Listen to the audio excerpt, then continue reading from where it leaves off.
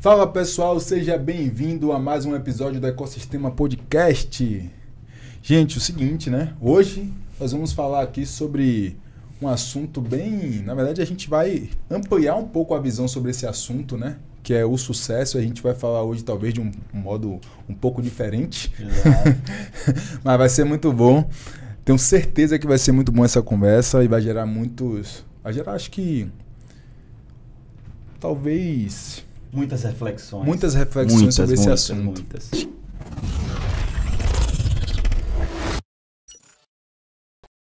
E é isso, gente. A gente está aqui hoje com o nosso convidado, o Cal Mascarenhas, tá? Ele que é palestrante, mentor, terapeuta, filósofo, meu amigo.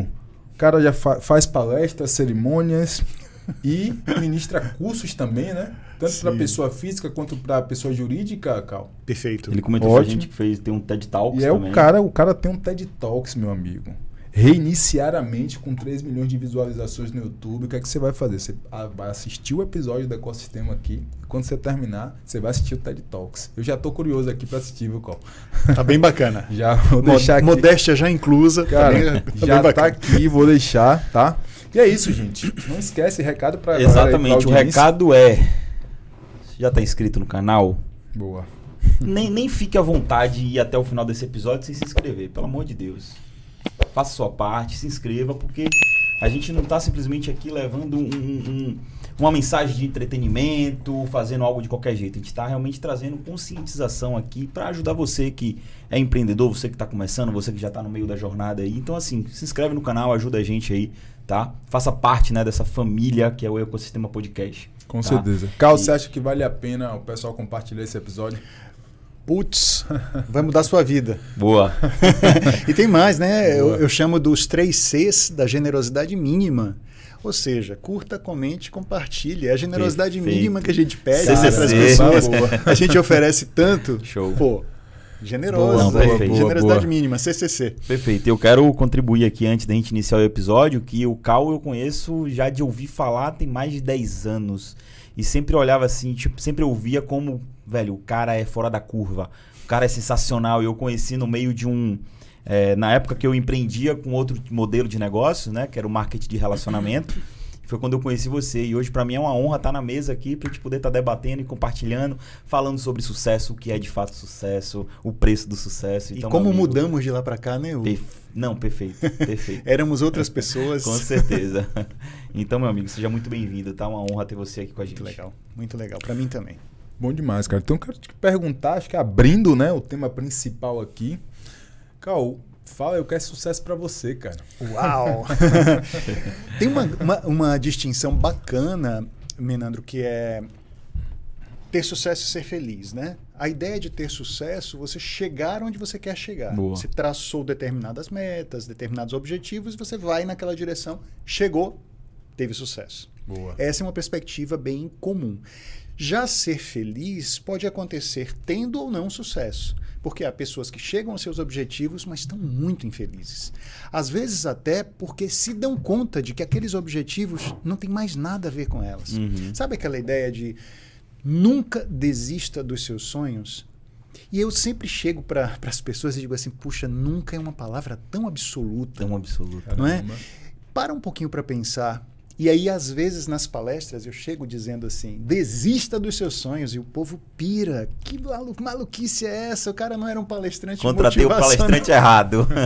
Que história é essa de desista dos seus sonhos? Quando tudo que vem, normalmente, para nossa mente é o contrário. Nunca desista dos seus sonhos. O que é que eu quero dizer com isso? Sonhos, objetivos, também têm prazo de validade. Vocês aqui que estão, você que está assistindo a gente, provavelmente vai lembrar de algum objetivo seu lá do passado que hoje não tem mais nada a ver com você. Se você não desistir desses objetivos velhos, desses sonhos velhos, como você vai abrir espaço na sua vida para o que é novo, para as perspectivas novas de crescimento, de abertura de horizontes? Então, quando eu digo desista dos seus sonhos, isso significa desista daqueles sonhos que não tem mais nada a ver com você, desista daqueles sonhos que nunca foram seus, que foram implantes que você recebeu. Tenha, consiga. E que era bom para outras pessoas, mas que não tinha nada a ver com você. Desista dos sonhos que não fazem mais parte daquilo que é importante para você. Ou que não tem mais nada a ver com a sua ética, ou com seus valores, ou com as suas próprias demandas internas. Então, autoconhecimento vai ser essencial para que você descubra se já pode desistir de alguns sonhos, abrindo espaço na sua vida para outros mais significativos e que tenham mais a ver com você. Cara, perfeito. Eu acabei de lembrar aqui de um sonho que eu desisti, né? E que eu tava insistindo muito por conta dessa filosofia de nunca desista dos seus sonhos. Como eu mencionei aqui alguns minutos atrás, eu fazia parte de uma indústria do marketing de relacionamento, onde eu tinha um sonho megalomaníaco de chegar no topo da empresa e assim, o sonho passou da validade. Chegou um momento que não fazia mais sentido, mas só eu que não enxergava. E eu tentava e continuava, até o dia que eu alcancei um determinado patamar ali, que é o primeiro patamar de grande sucesso que a gente... Sim, naquele nível ali, que é o diamante, o duplo diamante, que todo mundo começa a venerar você, seus resultados. E eu parei, pensei e falei, cara, não faz mais sentido. E eu desisti desse sonho. Né? Então, assim, eu tenho pra mim como o sonho principal, que é um sonho que eu nunca vou desistir na minha vida, que é minha família. O sucesso da minha família, o bem-estar da minha família, daqueles que eu amo. O resto, eu desisto de todos pra construir novos objetivos, novos sonhos, para que a gente alcance esse principal, né? Perfeito. Até porque a gente está se descobrindo. Exato. A gente está descobrindo quem é que a gente é e quem eu fui lá atrás não é a mesma coisa de quem eu sou agora. Perfeito. Às vezes a gente pasteuriza sonhos. O sonho de uma grande maioria de gurus, de pessoas que a gente segue, de influenciadores, a gente acha que são os nossos também. E não tem nada a ver com a gente. Tem uma ideia que eu penso, sonhos são alimentos. São grandes alimentos psíquicos nossos, né? Parece que dão gás pra gente, nos dão energia. Então, alimentos também não perdem prazo de validade. E o que é que acontece quando a gente fica se alimentando de uma comida que já perdeu o prazo de validade? Uau. Vem doença, vem dor de barriga, vem uma série de coisas desagradáveis. Quando um sonho já perdeu o prazo de validade, por que não ter o desapego em relação a esse sonho? Isso tem a ver com gestão de sonhos. Na minha gestão de sonhos adequada, eu posso decidir o que é que faz sentido e o que não mais faz sentido e começar a pedir licença às minhas buscas antigas e abrir espaço e horizontes para buscas novas. Quando você falou de gestão de sonho, né? Veio um insight, veio uma reflexão aqui que é o seguinte, né? O Gão falou assim, cara, eu desisti de um sonho que eu tinha, que passou aí, perdeu o prazo de validade, eu estava insistindo nisso, mas eu me dei conta que não fazia mais sentido. Só que talvez isso não seja claro para todo mundo. Né? E aí vem uma questão que principalmente hoje é muito... Acho que hoje é muito confuso a gente saber qual de fato o sonho que a gente está sonhando é realmente nosso. Se é nosso, porque né? a gente vive num ambiente, cara, a gente está com esse celular aqui 24 horas. Verdade. E aí a gente vê aqui, nego vivendo, viajando para Europa, bombardeando você. O Cal tá nas Maldivas. Nas Maldivas, e o outro vai compra uma mansão. Cara, você... E aí, ó, naturalmente, a gente olha para ele, cara... Também quero. Eu também quero aquilo, eu também quero isso. Eu também mereço, né? Mereço, boa. E aí vem a questão, quando é que a gente sabe? Como é que a gente consegue identificar? Cara, isso aqui é realmente o que eu quero pra minha vida ou não? Isso aqui é algo que, sabe, entrou aqui na minha mente de tanto que eu absorvi aqui, isso aqui de outra pessoa e tô encarando isso como se fosse o meu. Como é que você consegue separar isso, cara? Existem pessoas que me procuram para atendimento individual em mentoria e em terapia, e o trabalho básico é começar a ajudar essa pessoa a se conhecer, a observar um pouco mais seu mundo de dentro. E é interessante porque a ideia de autoconhecimento ela é paradoxal. No momento em que eu começo a fazer mergulhos para saber o que é que de fato eu quero, o que é que de fato é importante, é valioso para mim, eu também começo a mexer em quem eu sou. Eu começo a me tornar uma pessoa diferente. Só em me questionar e refletir, eu já vou me transformando. E aí aquilo que eu quero buscar sobre o que é importante para mim, o que é que eu busco de verdade, pode começar a mudar no processo de autoconhecimento. Eu começo a perceber, por exemplo, que pode ser que eu nunca quis essas coisas. Eu nunca tenha tido essa vontade de querer essas coisas na concretude. Eu nunca tive vontade de ter aquela mansão gigantesca, aquele carrão espetacular. Eu nunca tive vontade de ter um Rolex no pulso. Mas de tanto ser bombardeado com isso, com esse tipo de ideia, de imagem, eu comecei a acreditar nisso. Não era eu. Perseguir um sonho que não me alimenta é investir numa outra pessoa que não sou eu. Caramba. E eu me perco de mim. Tem uma história, em alguns momentos na nossa conversa eu vou me permitir contar histórias. Conte, Tudo cara, bem? tem que contar. Na verdade, é a base do nosso podcast. Eu adoro uma história, cara. Pois é, essa vocês não vão esquecer. É a história de Súcia, um rabino, um mestre dentro da sua confissão de fé, Sim. que tinha muitos discípulos, muitos seguidores, e ele era um rabino que se notabilizou por ensinar as pessoas a não temerem a morte. Então ele ensinava as pessoas que a vida era importante, que o outro lado não precisava despertar medo, então não tema a morte, não tema a morte. E então Súcia envelheceu, ficou doente e estava no seu leito de morte, muito, muito doente, mas muito assustado, muito temeroso. E os seus aprendizes, os seus discípulos chegavam até ele e diziam: mas Súcia, você nos ensinou a não temer a morte, e agora que você está aí com a morte batendo na sua porta, você está assim assustado?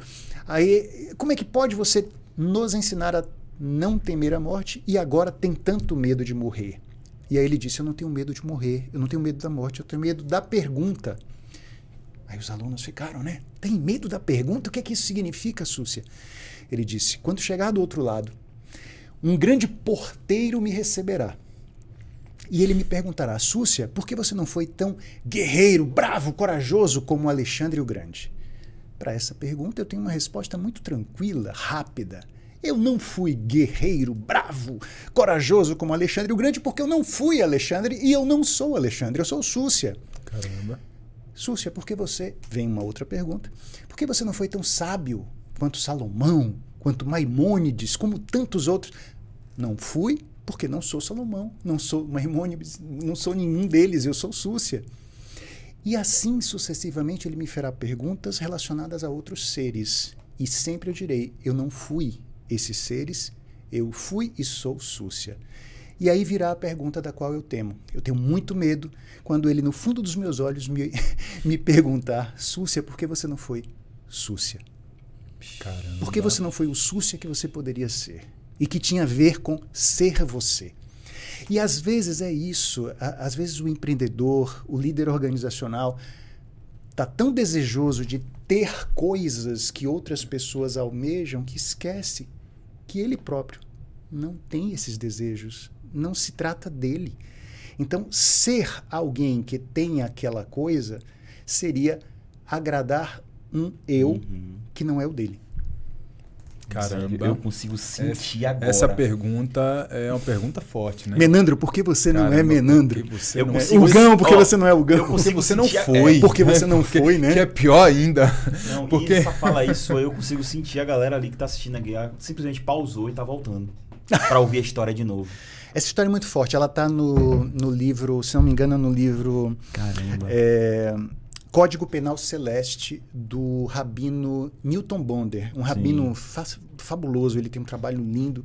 E ele é o autor dos textos que geraram uma peça, um monólogo chamado A Alma Imoral, que é onde estiver sendo encenada a alma imoral, eu sugiro todo mundo assistir, porque é um texto que... Alma Alma imoral. imoral. Vou A anotar alma aqui. imoral. Esse texto... A gente consegue achar documentos sobre isso na internet. É fácil, é fácil. Se Boa. você procurar, ele é um monólogo. Uhum. Uma atriz chamada Clarice Nisquier, que é brilhante. Ela faz um trabalho de palco, ela sozinha no palco, e você assiste, acho que quase 2 horas de Você nem percebe espetáculo, o tempo passar. refletindo, pensando na sua vida, pensando no seu mundo, na sua relação com as outras pessoas, na sua relação consigo, no seu universo profissional. Você pensa muita coisa. É uma peça que eu assisti 3 vezes e toda vez que eu tiver a chance eu verei de novo. Boa. Cara, essa pergunta aí, quando você falou assim, cara, quando você pergunta, menino, quem você é, você ainda tem tempo de se questionar e mudar. Agora, no lugar do Súcia, meu amigo, quem você foi é amargo. Não tem Por que como- você não foi tem Súcia? Não tem como voltar atrás Por mais. que você não foi o Súcia que você Caramba, podia ser? né? Essa foi muito boa. E eu sou um cara, eu também penso muito isso, cara. Eu sou um cara que eu tenho sempre uma reflexão que... E aí pensando, né? Trazendo a ideia do Súcia também, né? Não temas a morte. Eu penso assim, cara, no dia do meu leito de morte, acho que a gente vai se questionar e pensar assim, cara, por que a gente não fez as coisas que a gente queria tanto fazer, né? por falta de coragem. Eu sou um cara, eu me questiono muito sobre isso. Eu sei que esse dia vai chegar e nesse dia eu quero estar em paz comigo e dizer, cara, eu fiz tudo que eu acreditava que eu poderia, que eu queria fazer. Então isso é o medo. O meu medo é esse. Menandro, você fez tudo o que você queria fazer? Cara, é impossível a gente fazer todas as coisas. Mas eu me dispus a tentar tudo que eu queria fazer. Então, isso aí essa é a minha pergunta. A pergunta que eu tenho medo é essa. Perfeito. De esse ser lá do outro lado olhar para você, Exato, né? Exato, cara. E aí vem uma questão, né? Porque, tipo assim... Cara, a gente tem hoje uma sociedade que trabalha muito. O pessoal trabalha pra caramba. Viver hoje, cara, não é fácil. No Brasil, cada vez mais desafiador. Ainda mais desafiador. E aí você tem essas questões financeiras que você precisa lidar, você precisa ganhar dinheiro, você precisa... E aí você acaba entrando numa corrida que o sucesso financeiro ele meio que vira algo obrigatório. Verdade. Como é que faz para lidar com isso? Nós, antes de começarmos a conversar aqui, tivemos a chance de bater uma prosa boa lá na recepção e falávamos exatamente sobre isso. O quanto que, em alguns momentos, você se despede de um cuidado consigo para ter um cuidado excessivo com performance e com resultado. Então, há um filósofo que, para mim, ele tem sido um grande gerador de conteúdo para o meu trabalho. Ele é sul-coreano, chama-se Byung-Chul Han. Chul Han, ele com C-H-U-L, Han com H-A-N, Byung com Y. Byung-Chul Han, ele escreveu um livro que se tornou um best-seller rápido, que é A Sociedade do Cansaço. E nesse livro, Menandro, ele traz uma reflexão muito importante, também sob o ponto de vista de uma construção metafórica. Ele diz assim, se você olhar um lobo, você está sozinho numa selva e um lobo aparece. Você olha para esse lobo, ele está babando, ele está com olhos vermelhos de fogo, olhando para você muito faminto. Você vai entendê-lo como um risco, como um perigo, como um inimigo. Daí você vai fazer algo. Se você tiver alguma forma de atingi-lo, um dardo para desacordá-lo em algum momento, se você tiver a chance de fugir, você vai fugir porque ele é um risco. Você o entende como perigo. Se você olha um rato, ele é menor do que um lobo, mas ele ainda assim pode ser visto como um perigo. Com certeza. Né? Ele pode transmitir uma doença, etc. Se você diminui ainda o tamanho da coisa, mas transforma ela em algo, digamos, quase invisível, um micro-organismo, uma bactéria, um vírus, você vai entender como um perigo, como um risco, e você vai procurar formas de se defender. Por exemplo, imunizar-se. Uma vacina vai te livrar disso. Usar máscara vai te livrar desse perigo. E aí ele diz, mas a hiperpositividade você não entende como inimiga, você não entende como perigo. Então você recebe todos os dias crenças e determinações e mandatos do tipo: consiga, seja melhor, sua vida não pode ser ordinária, ela tem que ser extraordinária. Deixe de ser medíocre, consiga mais, você pode. Se você sonha, você pode obter. Se a sua mente foi capaz de sonhar, sua realidade pode acontecer. A mente foi capaz de pensar em algo, sua força pode concretizar, pode conceber. E você recebe tanto essas coisas todo dia, a todo momento.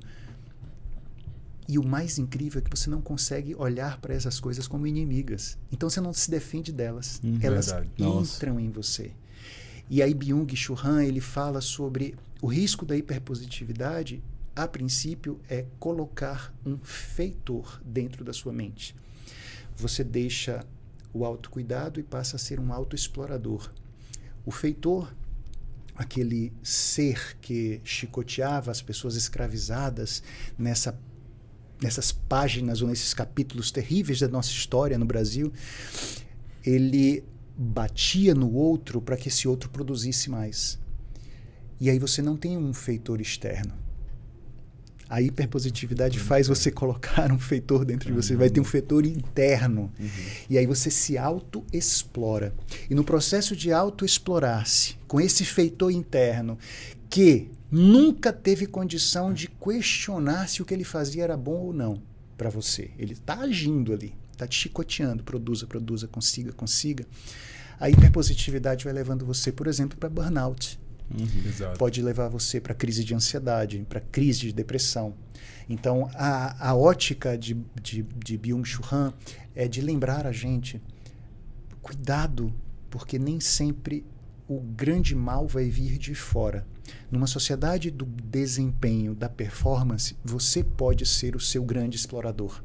E você pode não ter consciência dos seus limites. E aí, de repente, você acaba caindo na armadilha da hiperpositividade, que pode te levar para pensar no trabalho, querendo que ele seja um meio de vida, e ele acaba sendo um meio de morte. Nossa, e aí eu paro e penso aqui, por você não enxergar a hiperpositividade como um risco, você logo não se defende, ela entra, te traz essas mazelas, logo quando você está lá no fundo do poço, você não consegue identificar o causador. Porque não era risco, você não percebeu entrando. Então, é qualquer coisa menos a hiperpositividade. Perfeito. Então, a pessoa tenta continuar acelerando naquela situação. Isso. Mas você aí, sabe que, para completar... Só para completar, Menandro, com licença, só um pontinho que você me trouxe, Hugão. Ele chega a dizer que a hiperpositividade, quando entra em você, ela começa a agir como se fosse uma gordura. Uma gordura que está dentro de você, mas você não entende como inimiga, e ela vai se expandindo ao ponto de sufocar você. Você não se defende da gordura. Entende? Exato. Ela vai crescendo, vai se agigantando em você até o ponto que ela te sufoca. Então, esse é um outro lado metafórico interessante da imagem de uma hiperpositividade que entrou porque você não conseguiu entendê-la como perigo, e agora ela se expande em você até te sufocar. O Cal, mas o que é que eu penso assim, né? Por exemplo, o que é que eu pensei aqui quando você falou? Até que ponto isso é bom? Porque tem um lado bom também. Talvez não do hiper, talvez do positivo sem o hiper, né? Perfeito, então, é isso que eu te pergunto. Até quando isso é bom? Porque eu acho que tem um lado bom de você também ser assim. Tem. E quando que isso passa a ser muito ruim, né? Porque realmente, cara... A gente não tem condição, se não tiver muito autoconhecimento, de perceber quando é que a coisa migrou para o lado do lado patológico, do lado doentio da coisa, né? Porque como você recebe essa informação a quase todo momento, basta eu abrir aqui minhas redes sociais e eu vou ver no Instagram exatamente isso. Consiga, seja, bata a meta, faça a sua vida ser extraordinária, consiga resultados, olhe o que eu já consegui. Se eu conseguir, qualquer pessoa pode. Que é uma falácia terrível. Se eu conseguir, eu consegui. Ponto. Não significa que se eu conseguir algo, todo mundo pode. Não, a minha vida é o resultado de uma história. Existe uma probabilidade. Pode ser que... Mas não é o que se eu consigo, você também consegue. Né? Realmente, não é ao pé da letra. E quando a gente vê na internet, realmente a gente vê ao pé da letra, né? Isso é foda mesmo. E tem mais... assim... Se eu conseguir, quem disse que você quer conseguir isso também? Você pode até conseguir, mas a qual preço? E as palavras não são banais. Hugão, se eu digo para você, e eu tenho algum tipo de ascendência, eu sou referência para você, se eu digo isso é importante, você começa a ter uma tendência a achar que isso é importante para você também. Verdade. Total. A mesma coisa, Menandro, quando você fala sobre o quanto que pode resvalar para o lado doentio, o lado do problema, e o quanto que isso pode ser também um gás, um estímulo, um sonho que te estimula a acordar todo dia para persegui-lo e tal. Lógico, eu tenho sonhos, isso me anima. O grande problema é eu perder o pensamento crítico. Boa. Perder o pensamento crítico, cara. Porque você não questiona. Não você questionar. tudo como verdade, fudeu. Não questionar é trágico. A minha vida, diante de várias buscas, como eu falei, a minha estrada é filosófica. Na filosofia, o pensamento crítico é crucial dentro de uma direção do pensamento que a gente chama de filosofia cética. E a filosofia cética, aliás, se alguém chama assim, deixe de ser cético, você é muito cético, parece que é um xingamento, né? Filosoficamente, não. Cético vem de skepsis, que significa exame. Cético, em tese, é a pessoa que examina. Que busca investigar, que questiona, que vai buscar, né? Caramba. Então, cético é alguém que está investigando. Ruim. Não é ruim, cara. Não é xingamento. A gente recebe muito isso como algo... Não acredita em nada, né? Chato. Cara chato. Exato. O cara não acredita em nada, o cara é estético e tal. Velho, isso é vital.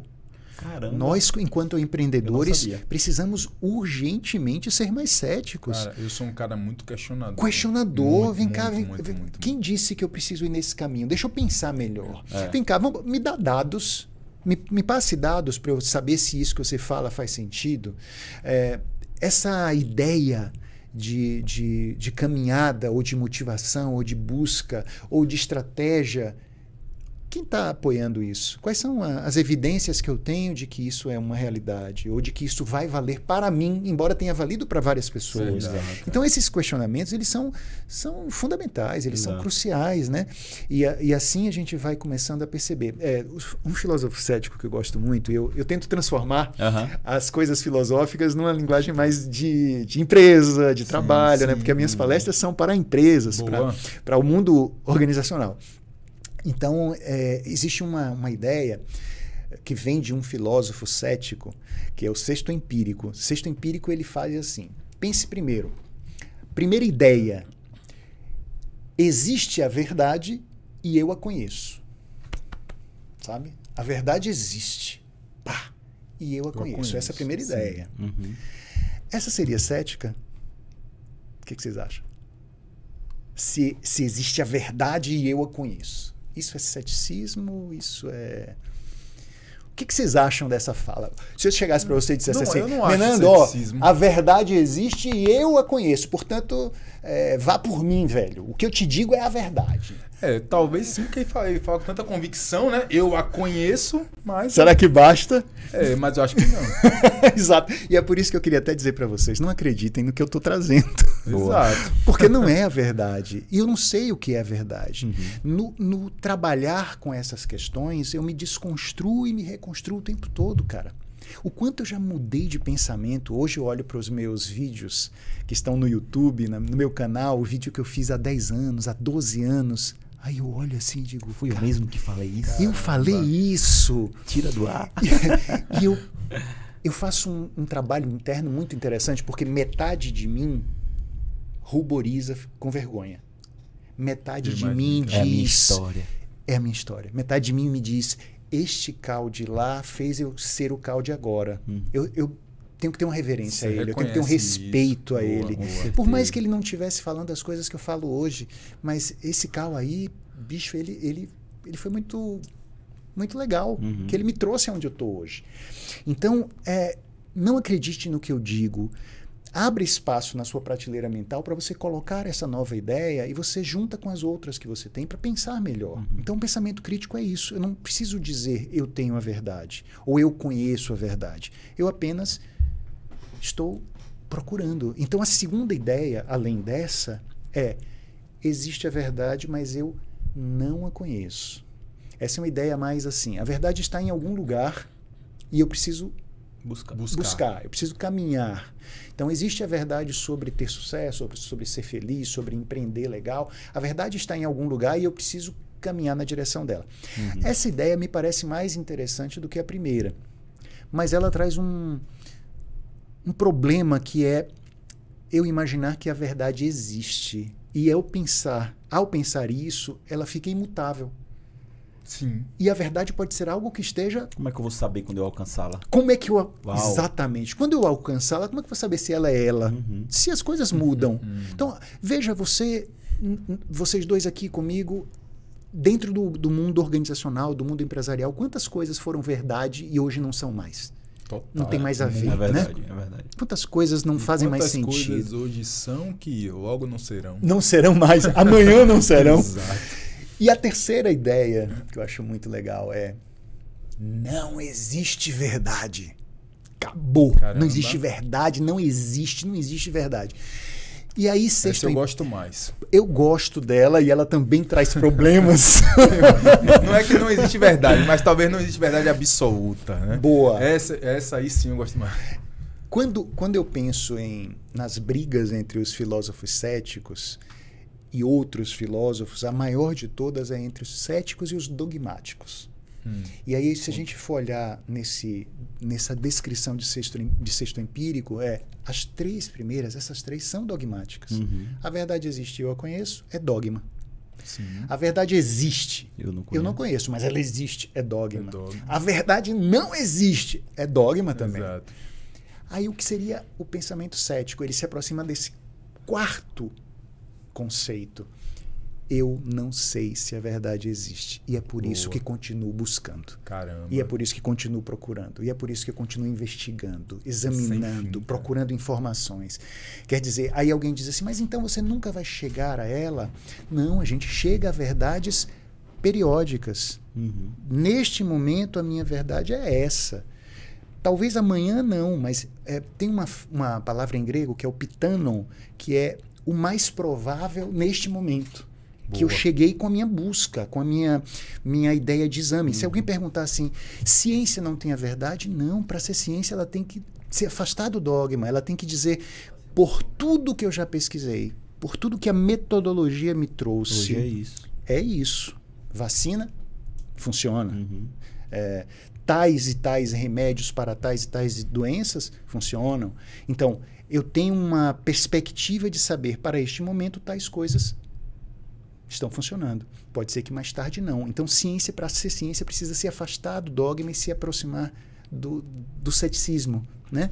Mas isso não significa que a gente está no zero, no vácuo, porque existe a ideia do o que é o mais provável para este momento. Neste momento, o que é o mais concreto para mim. Vou dar uma filosofada aqui também. Filosofia, meu Caramba, irmão. na moral. cara. Bem-vindo. Hoje é momento de Hoje eu tô filosofar. aqui, meu amigo. Hoje é filosofagem pura. Realmente. Então o ponto final não está no final, está no meio.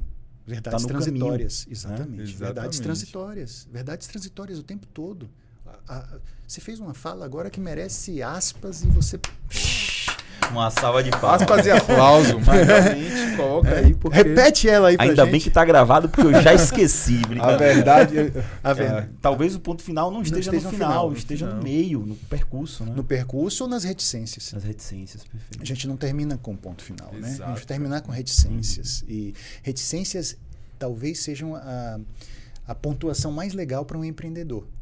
Reticências. Concordo. O que eu sei é até esse momento, mas tem mais 2 pontinhos adiante. Para virar Sempre 3 isso. pontinhos sempre, para me apontar para o que vai chegar, né? Para me apontar para o futuro. E para eu deixar a minha arrogância de lado. A arrogância do empreendedor pode ser catastrófica. Isso pode fazer com que ele cometa aquilo que a gente chama de híbris. Em grego, híbris é a palavra que significa a arrogância, o descomedimento, a desmesura. Então, alguém que é exagerado, alguém que foge da métrica do bom senso, alguém que é ultra arrogante, ultra prepotente, que se envaidece com seus feitos, ou até que aumenta os seus feitos para parecer alguém maior. Em resumo, não vou falar. Em resumo, é ele mesmo Pois que você pensou aí agora. Você ia dar um nome. Você acabou de pensar Melhor no nome. não, né? Vamos abrir uma interrogação aí, bota aqui nos comentários. Né? E o Coloca que aqui pode no comentário o que se pode você conhece alguém assim. E o pior é que são muitas pessoas que vivem isso, né? Muitas pessoas. E aí a gente diz, poxa, essas pessoas estão cometendo a híbris. Os gregos, na mitologia, vão ter uma sequência de castigos de quem comete híbris. Caramba. Né? Então, é uma sequência. Então, a híbris de Ícaro, alcançar o sol com asas de cera. Voou alto demais, não ouviu as recomendações do seu pai, Dédalo, que disse, meu filho, não voe tão baixo para fugir da ilha do labirinto.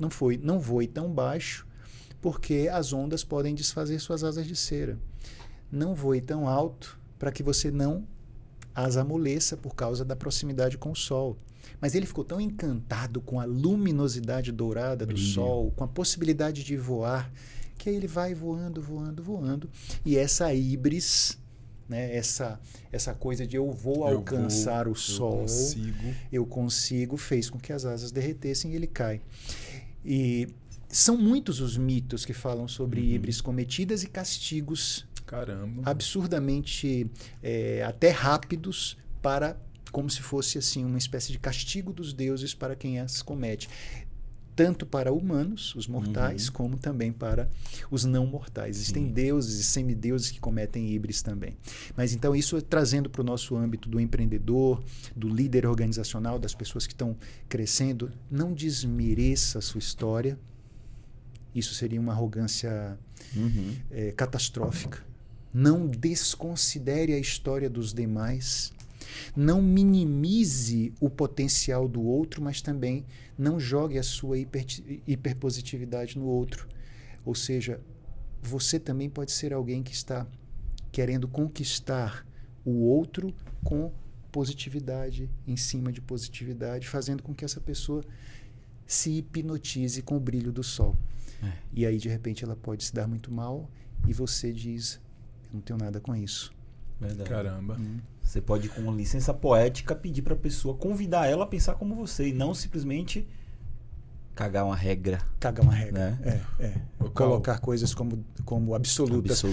Dogmáticas. Exato. Né? Carl, como que funciona? Eu fiquei curioso agora para entender como é que você consegue levar, né, esse pensamento mais filosófico para um ambiente mais corporativo, empresarial, que tá todo mundo ali. Eu fiquei agora. Explica aí um pouco de como é que você consegue fazer esse trabalho, cara. Massa, cara. Pô, eu também tô achando aqui, cara, deve ser muito doido, né? Porque agora, assim, caramba, velho, agora deve esperar assim, cara, vai vir falar aqui, e aí por gestor, por líder, cara, deve ser... Aí... Carl sai da empresa da palestra, o CEO fala assim, quero pedir minha demissão, fulano, eu tô no caminho errado, o cara desconstrói a empresa. Ou pior, não te chamo mais nunca, miserável. Isso é muito bom pro cara que tá ali na liderança, velho, é muito bom. Mas explica um pouco mais, cara, como é isso? Filosofia, na vida dos seres humanos, ela pode trazer também coisas que a gente costuma não achar que são boas. Se a gente tem certeza ou dúvida, o senso comum acha que a certeza é muito melhor do que a dúvida. A filosofia não. A filosofia acha que a dúvida é muito bem-vinda. A dúvida é o que vai fazer com que o cético continue examinando. Perfeito. Né? Interrogação é uma maravilha. É muito bom ter perguntas. Às vezes é muito bom ter perguntas mais até do que ter respostas. Então a filosofia, às vezes, ela vai trazer incômodo. Ela traz uma certa intranquilidade. Na minha vida, há muitos momentos de sofrimento com intranquilidade, com dúvida, com estupefação com coisas que estão acontecendo, que outras pessoas dizem, se você está vivendo esse tipo de desconforto porque você é filósofo, e a filosofia está trazendo para você coisas que outras pessoas não enxergam. Não questionam. Ou nem sentem, sabe, Minami? Não sentem, porque... O feliz sorridente que não observa, ele também é mais facilmente controlável. Sabe uma pessoa muito feliz que não observa as coisas? Sim, concordo. Ela é muito maleável. Concordo. Ela é muito direcionável. São corpos dóceis, como diria Foucault. São pessoas que você consegue... continue sorrindo e vá comigo. Né?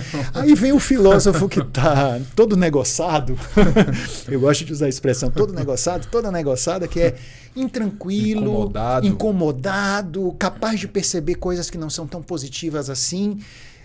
E aí alguém diz assim, então a filosofia pode trazer esse incômodo? Sim, abençoado incômodo. E aí eu levo, melhor dizendo, para as empresas algum incômodo, mas é um incômodo que pode ajudar a empresa a tomar outros rumos, a pensar de forma mais ética, a perceber que, por exemplo, quando a gente não está vendo coisas boas, a gente tem o direito de falar. Boa. Porque, imagine dentro de uma empresa ou o próprio empreendedor, ou o líder, ou os seus colaboradores, vendo coisas que não estão boas e com medo de falar. Sabe? Precisando sorrir o tempo todo, achar que tá tudo maravilhoso e tal. O otimismo é um valor supremo. Cara, não dá. Mas impacta no resultado. Não dá. Não tem como. Não dá para você ser o 100% otimista se você quer crescer. Querer crescer, segundo tudo que eu pesquiso em filosofia e agora em psicologia, que eu estou, né, estudando psicologia. Engraçado, eu falei assim para as pessoas, olha, depois dos 40 eu mergulhei na filosofia, depois dos 50 eu mergulhei na psicologia. Caramba. E eu não sei o que é que vai vir depois, mas tá maravilhoso. Se você ia falar depois dos 60, ia falar, pelo amor de Deus. Não cheguei ainda. Mas a ideia é, velho, o que a empresa vai fazer com esse incômodo? E eu digo, muita coisa boa. A empresa pode fazer muita coisa boa com o incômodo que a filosofia traz. Primeiro, ela pode questionar seus próprios pensamentos, ela pode questionar se as coisas que ela pensou que faziam parte da sua ética, da sua cultura, merecem uma cutucada. A filosofia pode fazer com que crenças sejam gelatinizadas. Eu não gosto de dizer assim, detone uma crença, desmanche uma crença, destrua uma crença que talvez tenha se tornado negativa. Eu gosto de dizer assim, gelatinize a crença. Sabe uma crença que era feita de granito, tá dura, rígida. Aí você dá uma cutucada, ela se gelatinizou. Então ela não está mais tão insuperável, imbatível, impossível de ser transformada. Gelatinize crenças. Essa perspectiva é uma perspectiva que eu acho que a empresa precisa. Sobretudo empresas que pensam em inovação, empresas que têm na sua cultura a capacidade da criatividade como um valor. Exato. Sabe? Porque como ser criativo num lugar onde só estar feliz é o que vale? Como ser criativo e diante de uma dor dizer, não, vou olhar só os lados positivos. Tem uma coisa aqui que não está boa e tal. Ah, não, mas vamos olhar o que está bom. Como ser criativo e transformar isso se eu estou sempre valorizando as coisas como elas são e olhando sempre o lado positivo de tudo? Não tem como. Otimismo é muito bom, mas que haja em nossa mente o cantinho do pessimismo. O cantinho da interrogação pode ser um cantinho do e se? E se fosse diferente? E se as coisas fossem olhadas de outro jeito? E se isso que eu penso que é tão bom não fosse? Não tem como ser criativo sem questionar o que já existe. E sem querer mudar, né? Exato. E sem querer mudar. Realmente. Hoje as empresas, elas viram coisas que deram certo e continuam, né, achando que vão continuar dando certo. E aí uma coisa que sempre deu certo foi a motivação com base em hiperpositividade. Euforia, hiperpositividade, que é uma coisa que nas minhas palestras não acontece. Eu gosto de brincar no palco, eu gosto de fazer dinâmicas e tal, mas eu não sou o cara do sabe? E aí você pega uma... Sou, e aí não quando seria você vai eu. numa empresa onde você vai, por exemplo, se você tem uma cultura comercial muito forte, que é, meu amigo, vai pra cima, briga, tem que bater meta, você tem que ir pra cima, tem que ligar pro cliente. Talvez não E chame.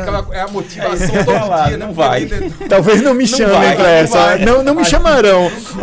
Porque isso que eu tava olhando, né? Quando é uma cultura de criatividade muito forte, cara, a galera chega lá... Mas olha, eu te confesso, Menandro. Diga, a agenda tá aberta para essas empresas. Já fiz muita coisa bacana para empresas que esperavam isso. Não, elas esperavam um cara imagina. muito... E de repente eu cheguei lá e trouxe reflexão. Eu cheguei lá e trouxe uma ponderação, uma dinâmica com, sei lá, 1000 pessoas no auditório, mas eu trouxe uma dinâmica que fazia com que as pessoas se movimentassem, com que as pessoas até sorrissem, mas com que no fundo ficasse uma reflexão importante.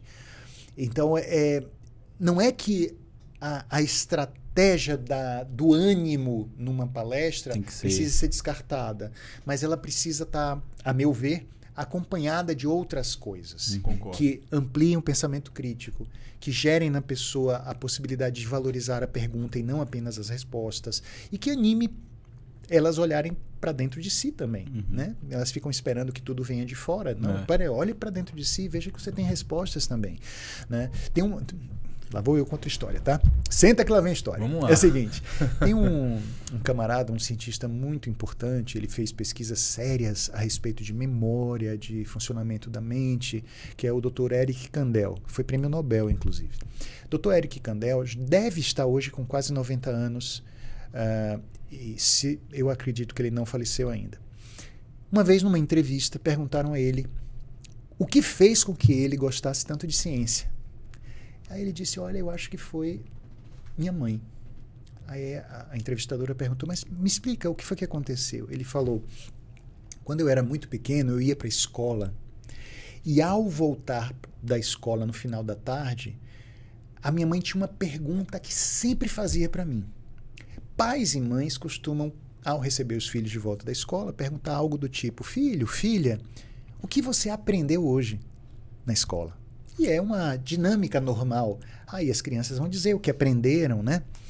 Mas a minha mãe fazia diferente. A minha mãe olhava para mim e dizia, filho, quais foram as perguntas interessantes, inteligentes que você fez hoje? Caramba. Aí ele tinha que dizer para ela as perguntas que ele tinha feito aos professores.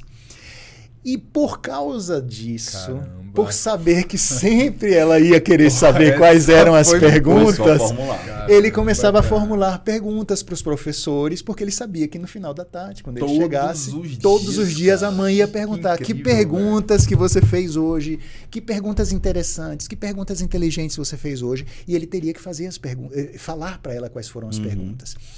E isso, segundo o Dr. Eric, foi algo que estimulou o seu espírito de investigar, de buscar ciência, de mergulhar nas coisas, nas suas minúcias, de começar a pensar que perguntar não está errado, é maravilhoso. Então, a ideia de a gente ter, como empreendedor, como líder organizacional, a cabeça aberta para formular perguntas, gente, é libertador, cara. Total. Fazer perguntas. Você veja, a gente usa muito pouca pergunta, né? Realmente. Eu sou um cara que precisa aprender a perguntar. É muito ativo, a gente é muito ativo, né? E a repórter perguntou o que a mãe dele fazia? O que Como a mãe assim? dele era? Não, eu não tenho esse dado. Porque, cara, é muito bom, né? Sabedoria incrível. É muito E bom às vezes, isso. Cara, você me deu um insight aqui agora. Eu falei, cara, minha filha, quando começar a ir pra escola, cara, tem jeito melhor de você ensinar seu filho a questionar, né? Cara, a se desenvolver. E se também, desenvolver. Né? Aprender do que simplesmente fazendo isso. E a não ter medo de forma não tão saber. natural. Exato, velho. Porque quando você pergunta, o senso comum diz, se você pergunta é porque você ignora, você é um ignorante.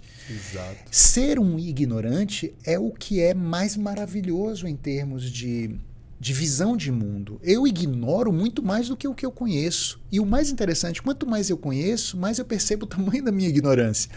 Então, perguntar é diminuir um pouquinho da minha ignorância. Realmente, é atitude sábia. Total. Se eu não perguntar por medo de que me considerem burro, ignorante, esse cara não sabe, olha as coisas que ele está perguntando, ou olha que ele só faz pergunta porque fazer pergunta é um atributo de quem não sabe. Pelo contrário, fazer perguntas é atributo de quem, antes de mais nada, quer aprender. E está aberto a crescer, né? Você falou aí sobre... Caramba. Muito bom. Já esse podcast tá bem reflexivo, eu tô aqui. Não, na verdade... E toda vez que eu tô refletindo numa coisa, entra no outra. Vem outra. Eu já me não perco só aqui, já vou reflexivo, mas muitos ensinamentos, cara. E assim, eu tava pensando, né, fazer perguntas, mas a gente tem que se auto-perguntar também. Boa. E as pessoas podem tentar executar essas auto-perguntas e parar no meio do caminho por não ter respostas. E muitas das vezes não necessariamente você precisa ter resposta. Mas a prática de se perguntar, se questionar, você pode só lançar a pergunta para você e deixar no ar, mesmo que você não tenha resposta. Você sabe Faz sentido? Total. Hugo, imagine quantas vezes a gente prefere uma resposta falsa, que não tem nada a ver com a verdade, só para não ficar com uma pergunta. Só para não carregar isso a interrogação. Acontece que eu acho com a maioria das pessoas o tempo todo. Então, eu prefiro que exista um guru que me diga uma resposta pronta, porque eu não consigo lidar com o incômodo da não resposta, o incômodo da interrogação. Aí o filósofo diz, está tudo bem eu ficar incomodado. O incômodo da dúvida também, né? O incômodo da dúvida. Acho que ninguém quer, tipo assim, reconhecer que está perdido. Não sei. Deixa eu dizer uma frase de Clarice Lispector. Perder-se também é caminho. Verdade. Caramba. Essa frase é muito boa. Perder-se também é caminho. Que bom quando a gente está perdido, cara. Que bom quando a gente se perde às vezes. Me lembro de uma viagem que eu fiz sozinho para a Alemanha e na cidade de Munique eu disse, eu hoje vou dispensar guia, mapa, nada. Eu vou caminhar perdido. Como é uma cidade incrível, linda, todo lugar onde eu olhava tinha alguma coisa bonita. Não façam isso em Salvador, tá, gente? Pelo amor de Deus. E aí foi maravilhoso eu encontrar algumas coisas que eu não esperava, uns recantos, um museu que é incrível, um outro museu que eu tinha lido sobre ele antes em alguns livros. E aí eu passei uma tarde, depois do almoço, da 1h30 da tarde até as 6h30, só perdido, caminhando em Munique, num determinado dia. E foi uma experiência fora de série. Então, às vezes, ficar no perdido, mas num perdido estratégico. Eu me dei aquele momento. Né? Então, eu me dei aquele momento e foi bom. Eu acho isso bastante legal. A gente chama de serendipity ou serendipidade. O encontro daquilo que o inusitado te oferece.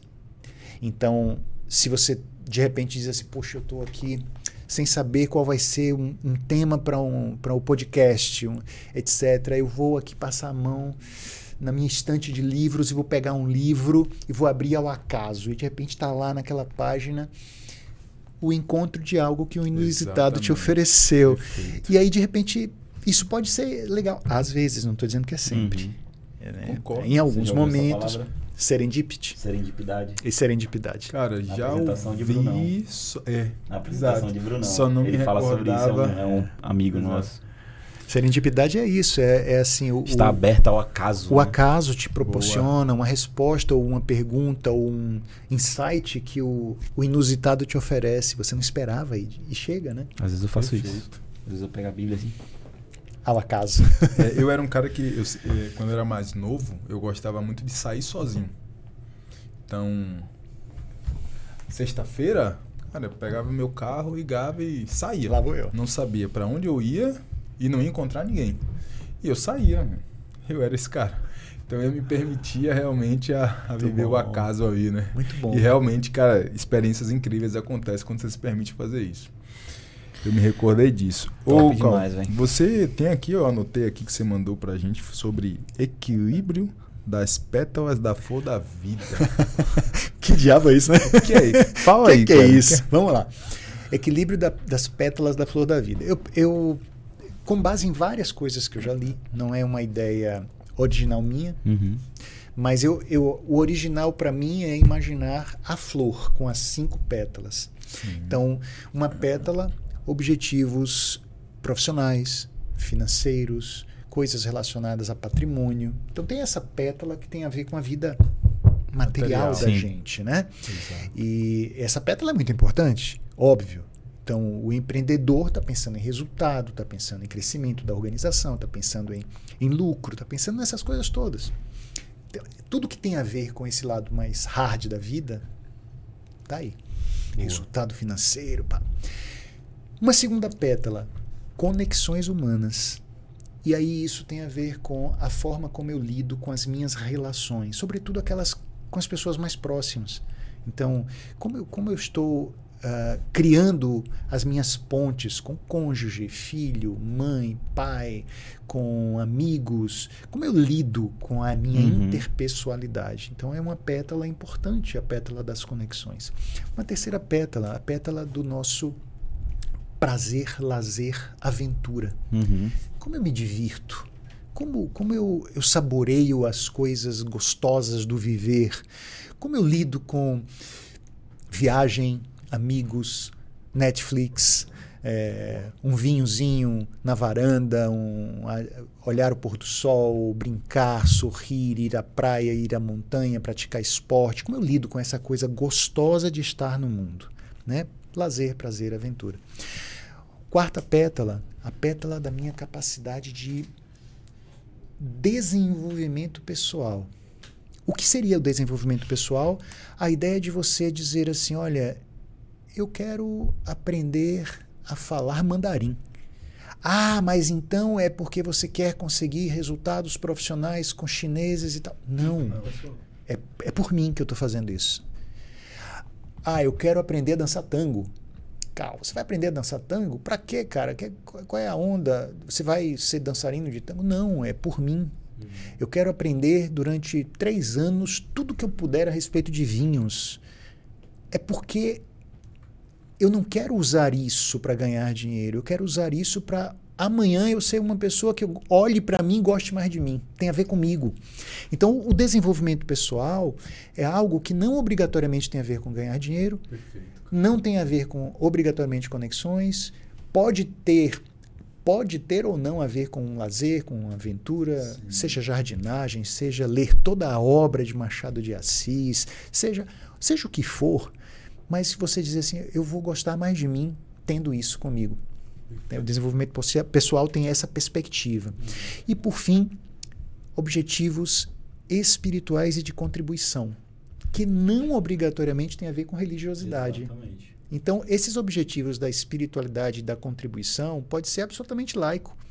Eu quero ser alguém que defende os micos leões dourados. Eu quero ser alguém que defende a floresta amazônica. Eu quero ser alguém que faz uma campanha de ajudar pessoas de rua.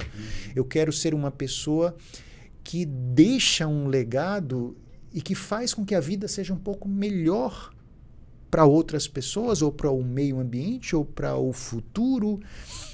E eu penso que esse quem mais, que pode ser religioso ou não, porque alguém pode dizer, não, dentro da minha própria confissão de fé, eu tenho essa perspectiva. Sim. Beleza, então você juntou esse, né, com a sua religiosidade.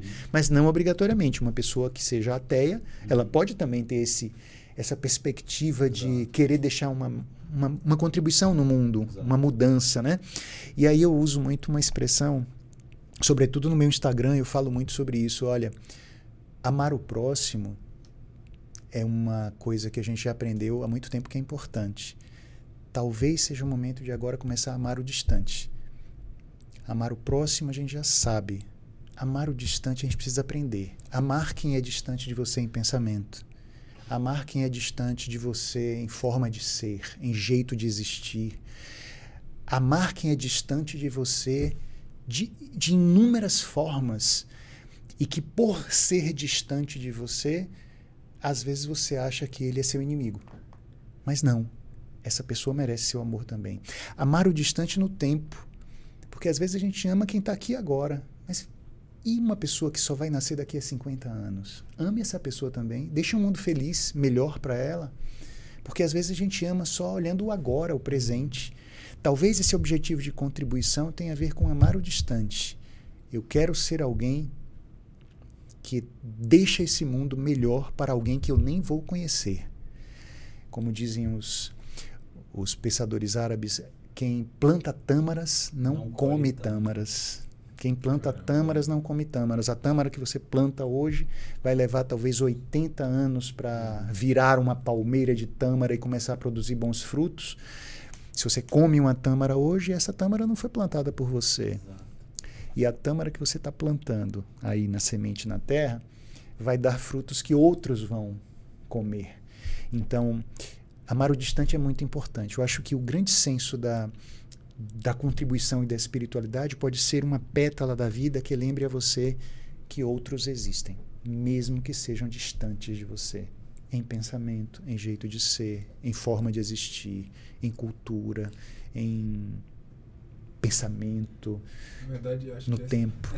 Essa, na verdade, sempre foi a grande ideia de amar ao próximo, só que a gente levou ao pé da letra. A gente leva o próximo ao pé da letra. Já imaginou? Isso é real. Cristão só amar cristão. Exato. Muçulmano só amar muçulmano. Não é essa a ideia. Empreendedor só amar empreendedor. Né? Exato. Então você só amar seu pai, seu filho. Só né? Quem tá junto, Exato. quem tem sangue parecido. É brasileiro só amar brasileiro. e ser xenófobo, sabe? Exato. Todas essas questões eu acho que tem a ver com a contribuição. Deixe esse mundo com quem mais além de você. E quem mais pode ser diferente de você. Talvez as pessoas tenham entendido errado e tenham colocado em prática de forma errada, mas eu acredito que essa frase de amar o próximo é justamente o que não é você já é o próximo. Então, até mesmo aquele que vai vir é o meu próximo, né? Só que as pessoas acabaram levando na pé da letra e acham que o próximo é só aquele que está do seu lado. Ou que e tal. pensa parecido. Exatamente. Que vive do mesmo jeito. Exato. E dentro da minha... Já que você falou, né? Eu vou pegar essa palavra aí, que talvez eu não falaria dessa forma. Mas dentro da minha confissão de fé, existe uma frase que diz... sobre você... como é? Não cobice a mulher do próximo. E na época que a gente era adolescente, que surfava, tinha um amigo nosso, o grande Buia, que ele falava pra mim... Olá, Algão, aquela mulher lá e tal, com aquele cara. Ele fala assim, mas é não cobiçar a mulher do próximo. Ele tá distante, pode cobiçar, sabe? Bem, né? Então, é basicamente isso. Customizar o próximo a orientação. Quem não sou eu, já é o próximo. Né? Então, a galera tem que só parar e se ligar. Então, amar o próximo. Só vou amar Cal porque ele tá aqui do meu lado. A partir do momento que ele tá na pituba, eu já vou deixar de amá-lo. Então... Ou seja, não fale mal do próximo enquanto o próximo estiver próximo. Eu acho que a ideia é realmente mudar a ideia de amar o próximo e trazer mesmo o aspecto amar do diferente, do distante, né? Exato. Eu acho que realmente... Esse é o desafio. Esse é o desafio. Se eu encontro pessoas... E engraçado que a nossa fala pode ser aparentemente levada para um âmbito moral, para um âmbito de uma ética que beira a religiosidade. Sim. E não é isso. Não é. Eu Sim, penso que o empreendedor... É independente O empreendedor, quando pensa em crescer, ele não pode desconsiderar o distante. Não pode. Exato. Gente, se eu desconsiderar o que é que vai ser do mundo nas próximas décadas, eu não vou ter mundo. Pensar no mundo melhor se eu desconsiderar, se eu desconsidero o futuro, eu desconsidero que eu não vou ter mais onde existir. Ou onde meus filhos existirão, ou onde as pessoas que vão nascer existirão. Exato. Parar de olhar para o próprio umbigo, né? O umbigocentrismo é uma coisa da qual a gente precisa conversar de vez em quando. E é um desafio. E o empreendedor acaba entrando na híbris do umbigocentrismo. Exato. Né? Cara, eu não sei se é só o empreendedor. O empreendedor, com certeza, se ele não tiver cuidado, ele tá lá no topo. Tá no topo. Isso Tá é fato. latente Isso nele, né? eu concordo. Não, cara, é pelo meu sonho, é pelos meus, entendeu? Eu concordo 100%. Agora, eu acho que... Mas também não é só ele. Mas com certeza o empreendedor tá lá no topo dessa pirâmide aí, sem dúvida. Mas eu acho até pela sociedade que a gente vive hoje, né? Tá tudo tão... sei lá. Não é porque as falas da gente aqui me levam para tantos caminhos de pensamento, cara. Isso está sendo maravilhoso. Isso aqui está sendo maravilhoso. E eu me lembrei muito de um filósofo que eu tive a chance de torná-lo meu amigo. Ele foi muito conhecido, ele não está mais aqui entre nós. É professor Saja. Sim. Professor Saja, um filósofo incrível. José Antônio Saja, né?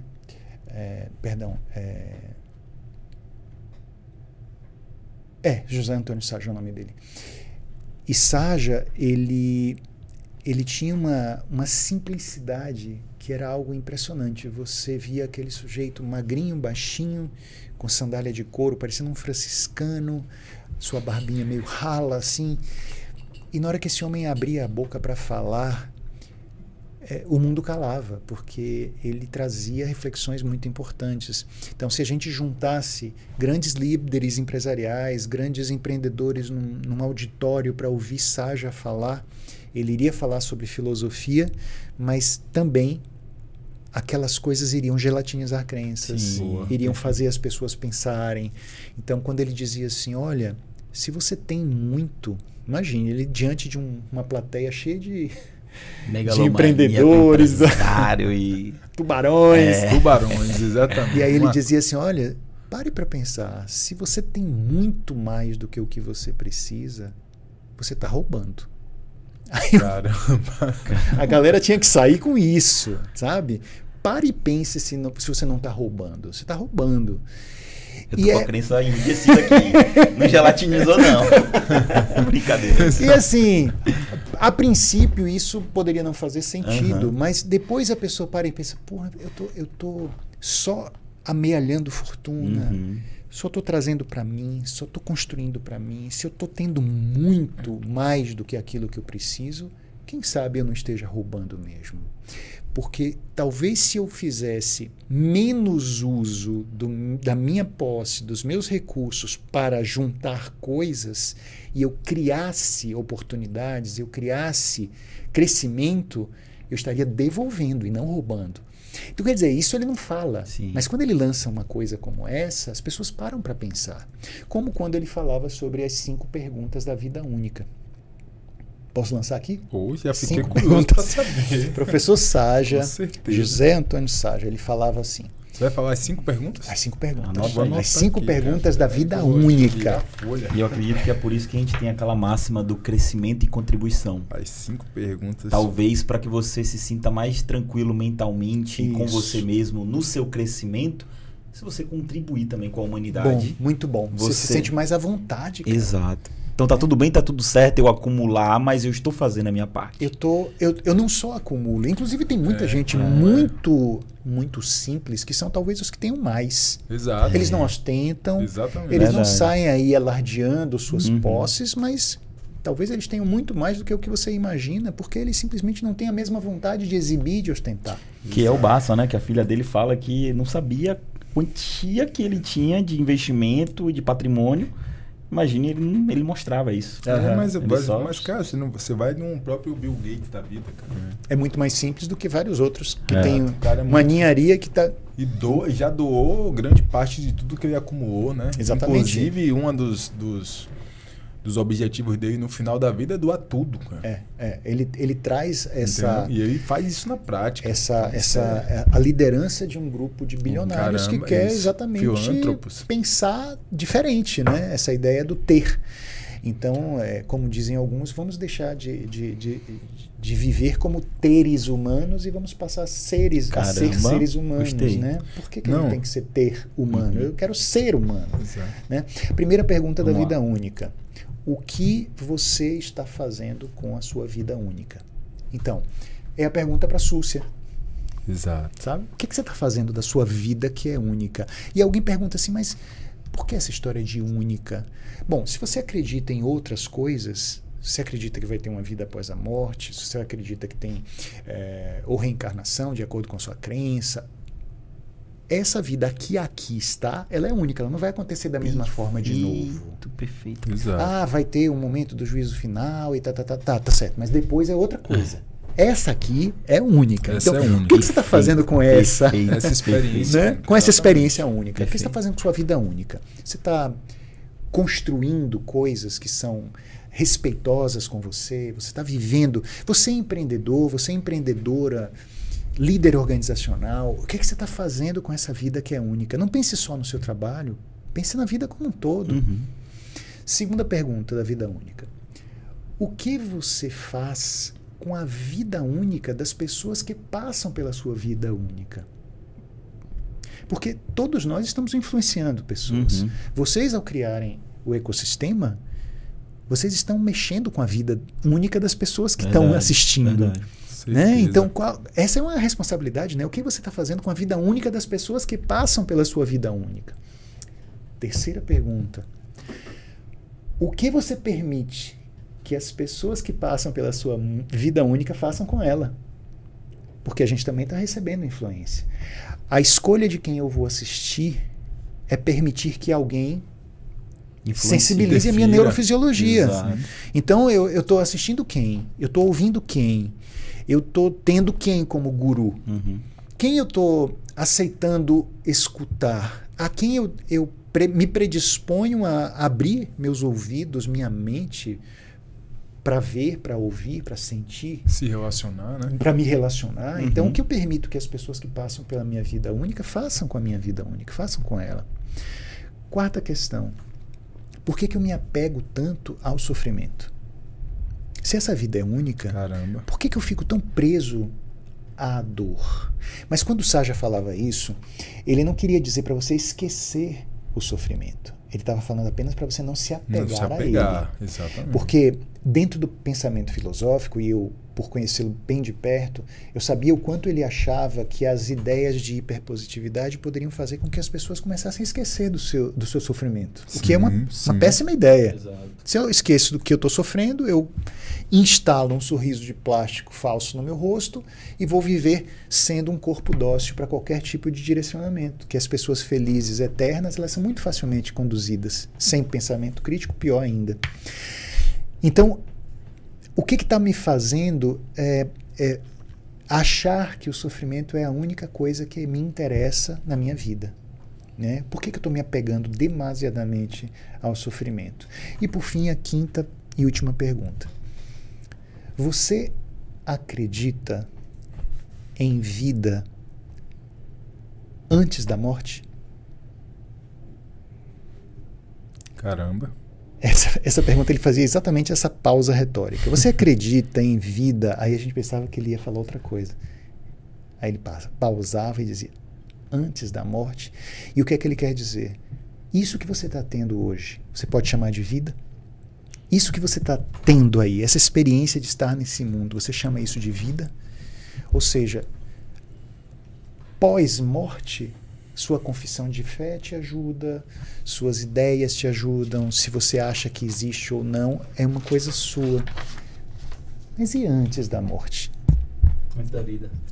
Não, antes da morte. Ah, sim. Você Antes acredita em vida Antes da morte? Ou seja, isso que você está... Nós aqui, nós estamos tendo uma vida antes da morte. Eu espero que vocês também sintam que isso aqui é vida. Caramba, eu tava viajando. Pensei em, tipo assim, vida antes da vida. Antes de nascer, sabe? A ideia é, você acredita em vida antes da morte? Umas caixinhas e fico, essa foi e eu fiquei. Mas a ideia é para gerar um parafusozinho, para bagunçar os nossos parafusos, na verdade. Você acredita em vida antes da morte? Porque vamos pegar uma perspectiva muito, muito forte. Existem pessoas que gostam de direcionar-nos a imaginar que tudo que vale é o pós. Então, faça tais coisas porque depois você vai ter tal premiação, recompensa, benefício. Não faça tal coisa porque depois você não vai ter sofrimento, castigo, punição. Então você passa uma vida com esses medos ou com essas buscas, pensando só no que vai acontecer depois. O que Saja pergunta E esse depois é enquanto vida. Você, ou não, né? Ou não, né? Entendi. Mas, enfim, verdade. mas é pode assim, ser, pode ser ou pode não ser. Depende de quem é a pessoa. De quem é a pessoa, exatamente. Mas e isso aqui que é a sua vida única? Perfeito. Antes de você sair daqui, antes de você ter o encontro com o porteiro, seja lá o que for, antes de você mergulhar no grande mistério para alguns, para outros há um universo de crença tão consolidado que não é um grande mistério. Para outros não. Para outros há um grande mistério, a grande interrogação, a maior de todas as interrogações. Inclusive eu vou confessar uma coisa aqui para vocês. Precisa desligar a câmera? Não, pode manter, porque vai ficar só entre nós, né? Só entre nós. E o Carlos que está ali na direção. Dá pausa aí, desliga a televisão aí. É o seguinte, eu sou adepto de uma coisa chamada necroturismo. E eu explico, antes de vocês se assustarem. Necroturismo é a disponibilidade de alguém de visitar necrópolis, cemitérios, com objetivo cultural ou turístico. Eu faço isso em todas as cidades importantes que eu visito pelo mundo, toda vez que eu visito. Isso, muito reflexivo. A visita a um cemitério, como eu fiz agora no final do ano passado, em Père-Lachaise, em Paris, que é um cemitério incrível, antigo, com tumbas de pessoas, de grandes celebridades, como o escritor Oscar Wilde, o pintor Géricault, o grande Chopin. Então, você passeia por uma necrópole, por um cemitério, olhando não só a arte das esculturas, a beleza do lugar, mas você aprende muito sobre vida. Olhar a morte te ajuda a pensar sobre vida. Sim, né? Sim. Todos esses grandiosos seres que pisaram no mundo, eles deixaram de existir materialmente. Então eles deixaram coisas, positivas ou negativas, mas eles deixaram coisas. Muitas pessoas só passam a viver de verdade quando estão diante da morte. E se dando conta de que ela existe, né? De que isso existe. Exato. Então, eu vou para uma cidade e eu penso, deixa eu ver se... Não é qualquer cemitério. São cemitérios que sejam interessantes. Sim. Ou pela beleza do lugar, pelas pessoas que ali estão, enfim. E houve um cemitério, aqui mesmo no Brasil, em São Paulo, o Cemitério da Consolação, em que há um túmulo e que a escultura, que é uma mulher pensativa, assim, cabisbaixa, o corpo dela é construído como se fosse uma interrogação. Uau. Entendeu? Então esse túmulo é muito bonito, acho que é um túmulo dos anos de 1920. Então é um cemitério que vale a pena ser visitado com esse olhar de encantamento com a arte, com a beleza, mas pelas interrogações filosóficas. E Conhecer a história, cara. Conhecer a história, né? Eu não vou longe não, tá? Desculpa te interromper, mas uma vez eu fui no enterro de um tio e antes assim de começar, né? Eu e minha esposa, a gente estava visitando aqui em Salvador, Campo no Santo? centro, no centro É o Campo Santo? Acho O Campo Santo é lindo. Nossa. Acho que É maravilhoso. Tem no esculturas Tem uns incríveis. túmulos aqui que Cara. Parece umas casas que a gente vê na Pronto, internet. foi exato. Ali, a gente começou a impressionante. passear aqui e conhecer a história das pessoas que estavam ali. A gente ficou, cara, surpreso E admirado, né? admirado. A gente falou, e aí, quando você trouxe esse assunto, eu lembrei disso. Falei, cara, e realmente é incrível. Porque você aqui, jaz, não sei o quê, e aí conta a história da pessoa, e você fala, caramba! Velho, eu bacana, curti né? demais É também. muito E bacana. minha esposa, até hoje, ela fala, amor, lembra daquele dia que a gente foi, que a gente conheceu o túmulo de não sei quem, de não sei quem. E realmente Vocês fizeram é necroturismo. interessante, cara. É interessante. Vocês foram por causa de um velório, né? Exato. Mas aproveitaram e fizeram necroturismo. Exato. E Fomos estão surpreendidos perdoados. Exato. Nada de mal. Cara, Eu faço isso também. foi bacana. Mas assim, a ideia do necroturismo é você considerar que você pode tirar um proveito filosófico, psicológico ou artístico, um deleite artístico visitando De forma intencional. de ali, forma né? intencional, indo Boa. para um cemitério com esse objetivo. Eu trouxe só para lembrar da questão da interrogação, porque pensar que essa vida é única não significa desrespeitar a confissão de fé de cada um, Sim. mas de fazer com que a pessoa pense, depois que encerra, o que vem depois não é mais essa vida. Pronto, outra eu ia coisa. falar, é depois. É depois. E por mais que você acredite que você voltará, quem garante que você voltará com a mesma consciência que você tem hoje? Não existe essa Porque tem pessoas que também possibilidade. se apegam a isso, Isso. a vida, outra Pós-morte, vida, reencarnação, e deixa de fazer o que ela está sendo inspirada a fazer aqui, porque ela acredita que vai ter outra vida para fazer. Vou ter Então, tempo para depois, nossa, para fazer exato. depois. Então, ou para quem tem uma perspectiva de fechamento, de ponto final, e que eu acho que é profundamente respeitável, todas as ideias de crenças a respeito de finitude, que tem a ver com isso. Olha, o que você está deixando aqui? Qual é a deixando aqui esse lugar, o que é que você, quando as cortinas se fecham, né, o que é que ficou em quem vai partir, sair da audiência, quem vai sair da plateia, vai levar o que de você? Né? Então, se você vai viver depois, se você vai reencarnar, se você vai esperar o juízo final, ou se você simplesmente desaparecerá, sua consciência vira o grande sono, o grande breu, que também é uma ideia respeitável e maravilhosa. Eu penso que todas as ideias são respeitáveis. Eu digo, putz, a sua vida foi única. Faça o melhor com ela, né? Acredite que existe vida antes da morte. Não fique ouvindo tanto sobre o que vai ser o depois. Pense no que está sendo agora, né? Cuide desse agora para que ele seja o melhor agora que puder ser. Concordo 100%. Caramba. Imagina, eu fico imaginando aqui como deve ser uma roda de filósofo tomando um vinhozinho Cara, eu sexta-feira. queria estar só pra ouvir. Tem esse tomar clube? um- Vocês têm esse Eu clube? queria estar junto. Me chama um dia Mas nesse é clube. muito bom. Eu prometo que eu não vou falar nada, eu prometo. Mas tem que falar Realmente, mesmo, realmente, cara. Eu queria estar só Nossa. pra ouvir e tomar o vinho junto. De vez em quando a gente Cancela o junta com podcast da alguns... 19. Vamos traz o vinho. Desce o vinho. Realmente, cara. Gente, que viagem essa nossa conversa, viu? Que essa viagem. foi boa mesmo. Mas assim, ó, eu não vou dizer que para os meus trabalhos com empresas, sejam palestras, sim, workshops, treinamentos, vai haver esse fluxo de temas como nós estamos fazendo aqui agora. Exatamente. Então, quando uma empresa... recentemente eu fiz uma palestra para um grupo organizacional e eram mais de 300 vendedores juntos numa convenção, e a ideia era trabalhar com a perspectiva de melhoria da sua performance, mas também de reflexão a respeito do humano. Olha, você é gente, você é pessoa, o cuidado consigo, o respeito à sua maneira de pensar, como você vive. Então, eu levei várias coisas importantes para essa empresa e a ideia era, poxa, eu quero que essas 300 pessoas saiam gostando mais delas mesmas. Perfeito. Então, eu quero que esses 300 vendedores saibam lidar bem quando, por exemplo, não venderem tanto quanto gostariam de vender. E isso é importante. Para o vendedor, isso é extremamente importante. Fundamental. Porque se a pessoa não sabe lidar com esse tipo de situação, o que acontece? No outro dia... Ele leva a frustração. Leva a frustração, cara. E sofre com isso, sofre. né? Então, saber lidar com cada uma dessas coisas a partir de um autoconhecimento, a partir de gostar mais de si mesmo. Então, aqui eu me permiti fazer várias viagens. Boa. A gente viajou aqui.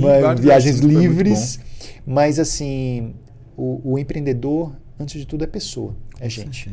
Né? Então, eu acredito que ele pode olhar mais para si e refletir um pouco mais sobre se aquilo que ele está fazendo com a vida única dele ou dela, sendo uma empreendedora, é aquilo que quer de verdade, que está sentindo como um chamado, uma vontade, ou é aquilo que outros colocaram na sua mente que ela deveria conseguir, que ele deveria conseguir, sabe? Não, e vem a grande interrogação aqui pra gente fechar o episódio, que é o seguinte, cara. Tudo isso que você trouxe, que a gente abordou aqui, meu amigo, agora é a hora que você para e faz a grande pergunta, né? Questiona o seu modelo de sucesso. Pois é. Tudo isso aqui eu acho que gerou muitos inputs, muitos insights para você agora parar e refletir. Cara, o que eu estou vivendo hoje, será que é realmente o que eu quero?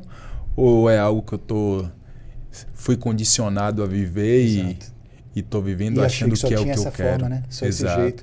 Tem uma última pergunta para lançar para vocês e para quem está nos assistindo, né? Todo dia quando abrimos os olhos, né, o novo momento, o sol, o dia que nasce nos pergunta, você escolhe vida ou felicidade? E aí a gente tem que fazer uma escolha. Caramba. Muita gente responde assim de sopetão, né? Escolho felicidade. E aí eu, diante da minha perspectiva de visão, eu vou dizer para essa pessoa ali, se você escolher felicidade, você escolheu metade da vida. Se você focar só nos momentos felizes, você vai deixar de cravar suas unhas em tudo mais que é aprendizado, experiência, que tem a ver com momentos que não são felizes. Se você escolher felicidade, você desconsidera outras coisas, outras sensações e outras experiências, que podem ser quedas, dores, tristezas, dificuldades. Se você escolher felicidade, você escolheu metade da vida.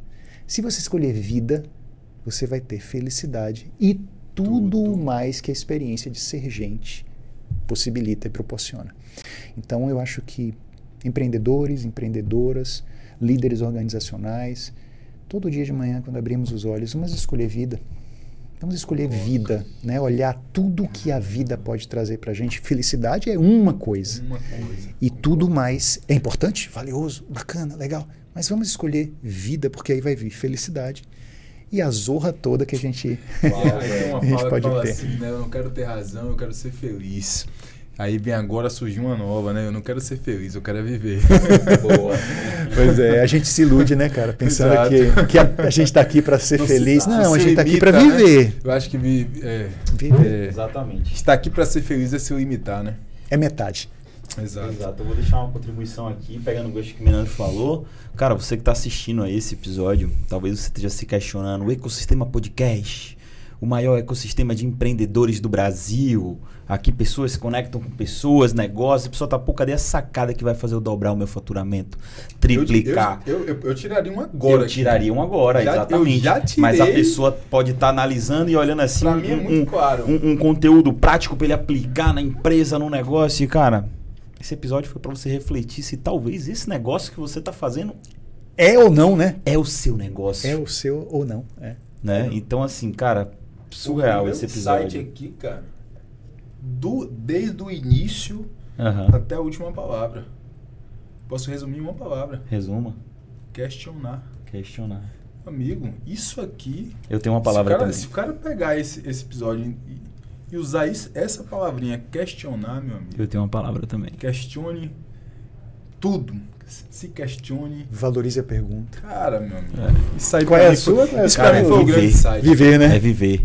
Bacana. Ainda ontem a gente estava aqui conversando, né? E a gente estava se questionando sobre isso, né? Eu tava falando sobre algumas coisas minhas internas e eu parei e me perguntei assim, parei e levantei um ponto, tipo, qual foi o momento? Será mesmo que eu me perdi? Ou será que eu tô no caminho realmente que eu gostaria? Será que é isso mesmo de fato? E aí os meninos levantaram a questão de que eles enxergam em mim algo que é um valor forte, latente, que eu prezo muito, mas será que eu me perdi nesse valor e fiquei focando somente no crescimento a qualquer custo? Sabe? Faturamento, fama, do pragmatismo, aqui, né? Sabe? Então, assim, cara, esse episódio aqui foi um dos melhores que a gente já teve. Fico feliz. Porque eu vou... aquelas visualizações lá no YouTube, metade vai ser minha, tá? Se bater 1 milhão, meio milhão fui eu que assisti de novo. Porque realmente foi incrível. E você falou sobre as pessoas que só pensam naquela vida após, né? Muitas das vezes... No depois. Existe uma classe que de fato só pensa nisso, né? E eu não vou entrar nessa questão, mas o grande porteiro que você mencionou, e muitas pessoas podem estar entendendo o que eu estou querendo dizer, esse próprio porteiro ensinou que é bom você pensar, mas a vida é o agora. Né? É o agora, não é você simplesmente esperar chegar um momento que lá vai acontecer, que a vida é lá, não. Sim. Pense nesse momento, mas a vida é agora. Né? Hugo, no Instagram, quando eu coloquei essa frase, você prefere vida ou felicidade? Foi muito interessante. Uma vez eu coloquei isso sem discorrer, né? Vou colocar hoje. Você prefere vida ou felicidade? E aí a quantidade de pessoas que falou felicidade, aí depois eu disse... eu preciso escrever um pouquinho sobre isso. Aí eu fiz um outro post falando sobre essa nossa reflexão filosófica, né? Escolher felicidade é desconsiderar todos os outros momentos que não são vistos como felizes, né? E que merecem nossa atenção, porque eles são fundamentais.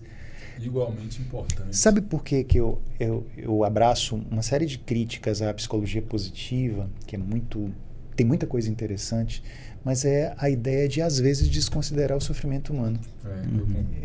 Eu acho que nossos pontos fracos, nossas quedas, nossas frustrações, sabe, quando a gente está negociado, está todo lenhado por dentro, e que a gente pode dizer assim, eu não posso sentir isso. Se eu estou infeliz, isso é o problema. Não, se você está se sentindo infeliz, isso é humano. Isso é ser gente. Isso é ser uma pessoa. Então, não queira imediatamente sair dessa experiência para uma de sorriso, de felicidade, desconsiderando isso. Você pode observar o que é que essa experiência está trazendo para você. Exato. Saboreie ela, crave suas unhas nela. Então, minhas experiências de sofrimento que na minha vida foram sempre experiências em que algumas delas eu desconsiderei, disse, era a minha hiperpositividade antes que não estava me deixando ver o quanto elas eram importantes. Hoje eu tenho muito mais abertura para dizer, tá doendo, deixa eu olhar para isso. Boa. Tá doendo, deixa eu receber o recado, né? Mas também... Eu sou um pouco hiperpositivo, né? E aí eu entendi aqui que, cara, não é sobre... Eu posso continuar sendo positivo, né? Mas não o hiper. Talvez essa palavra hiper aí é o que realmente eu acho que agora está se perdendo nesse hiper, né? detalhe. Nessa gordura exagerada, como diz Churran. Realmente. É sobre você ser o meio entre o 8 e o 80, né? Que as pessoas ouvem isso também e acaba supervalorizando demais a negatividade e se apega e fica ali. Então, assim, eu acredito que é o meio do 880. O Tá 40. tá no meio... Os tons de cinza. Isso, tá numa situação ruim, cara, viva aquilo, tire seus aprendizados, mas respire fundo e parta para dar a volta por cima. Isso. Tá no melhor momento da vida, respire fundo e sabe que aquele momento pode acabar e viva, sabe? Então, tem até algo que eu desenvolvi, assim, meu mesmo, que eu vou até usar meio como um mantra, que é assim, você só tem 24 horas, sabe? Se você só tivesse 24 horas, o que é que você faria de sua vida? Isso veio uma ilustração minha e talvez até eu mesmo não tenha aprendido com essa inspiração que eu tive. Mas se você tivesse 24 horas de vida... A resposta talvez pode até ser nada, viu? Calma, a partir de agora você só tem 24 horas. A partir de agora o relógio começou a contar. Sim. Talvez a gente Tic-tac. não faria exatamente o que a gente tem feito todos os dias de nossas vidas. Né? É verdade. Então... Nesse contexto, eu precisaria repensar. Né? Nesse contexto, eu precisaria repensar. Cal, muito obrigado, viu, meu irmão? Eu que agradeço. Tem alguma coisa que a gente não perguntou, mas você acha importante aqui trazer pra gente finalizar? Eu acho que esse é um daqueles papos que eu chamo de inesgotáveis. Exato. Concordo. Porque eles poderiam ser um papo na varanda com vinho, como vocês falaram aí, e que levariam até o nascer do sol. Exatamente. Então, os papos como esse são inesgotáveis. Eu acho que eles são mais papos de abertura. Se nós tivermos a chance de abrir na cabeça do empreendedor, da empreendedora, a sua capacidade de refletir que, além de ser empreendedor, empreendedora, é gente, é pessoa, eu acho que isso já vai ser um grande passo, um grande ponto positivo. E continuo fazendo essas indagações, esses questionamentos nas minhas redes sociais, né? Eu tenho o YouTube e tenho o Instagram, que são os que eu mais... Como é? Cal Mascarenhas. Perfeito. No Instagram, Cal com K-A-U, Cal Mascarenhas no Instagram. E eu sempre estou colocando essas coisinhas para gelatinizar crenças e para tumultuar a cabeça das pessoas. E eu vou fazer aqui a gente levou tão a sério o perfil social que a gente se apresenta pelo arroba, né? Arroba Cal Mascarenhas. Tá bom. Tem um arroba na frente. Infelizmente hoje. Isso ajuda. Hoje nós temos um arroba na frente. O arroba chega antes de nós. Tá certo. Eu vou fazer minha última contribuição aqui, que é um comunicado. Eu tô saindo da sociedade agora, eu vou entrar na academia de filosofia. Brincadeira. Papo bastante enriquecedor, Cal. E queria falar aqui com vocês que estão assistindo, né? Que são empreendedores, empresários e que estão refletindo bastante nesse momento. E que tá tudo bem se você quiser continuar nessa vida aí de hiperpositividade, hiperperformance, acelerando, se você tá feliz, se você sabe, se esse é o seu eu, cara, continua com o pé no acelerador. Mas o que eu quero falar aqui é o seguinte: você com o pé no acelerador, você vai fazer sua empresa crescer e acontecer, e você não pode esquecer que você é um só. E talvez não, viu? Não, tipo assim, ó, você não pode esquecer que você é um só e você não consegue dar conta de tudo. E o que eu quero dizer aqui é o seguinte: para cuidar da contabilidade da sua empresa, você tem que ter... boa. Você tem que ter, né, aquela pessoa, aquela empresa e aquela empresa ali de contabilidade, o por trás ali que cuida das finanças, que entende do seu negócio. Realmente. Né? Então, realmente. assim, as pessoas estão muito aceleradas, hiperprodutividade, hiperfaturamento, crescimento, e muitas vezes esquece vamos faturar, vamos vender. Da parte financeira. Vamos crescer. Exatamente. E, cara, não tenta fazer tudo sozinho não, tá? E a gente gostaria de mencionar aqui o nosso patrocinador, nosso parceiro, que é a Legrand, Inteligência Contábil. Tá? Você que empreende, tem um negócio, sobretudo no digital também.